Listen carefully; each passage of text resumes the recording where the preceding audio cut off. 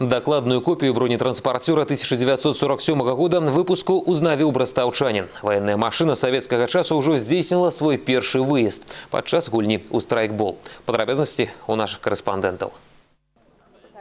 Идея узнавить копию боевой машины советского часу БТР-152 возникла у Дмитрия Мажейки довольно давно.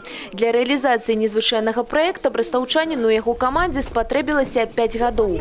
Бронетранспортер – докладная копия военной техники, яка стояла на узброении советской армии на протягу 30 годов. Правда, у адрознення от яе мае не бензиновый руховик, а сучасный дизельный. Создали его с нуля.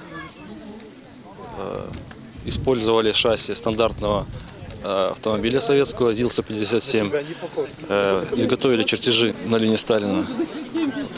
Сделали замеры. На протяжении года была сборка, а от момента рождения идеи до ее воплощения в жизнь прошло 5 лет. Копия бронетранспортера 1947 года выпуску уже здійснила свой первый выезд.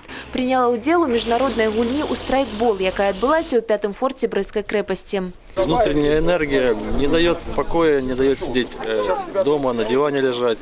Вот и выходит, находит воплощение в таких вот макетах, в такой технике. Гульня у страйкбол стала у Бресте традиционной. Штогод сюда съезжаются люди с Беларуси, России и Польши, как подновить военные подеи минулого часу. Суть показать именно героическую оборону Брестской крепости, как это тяжело было в те 41-е годы.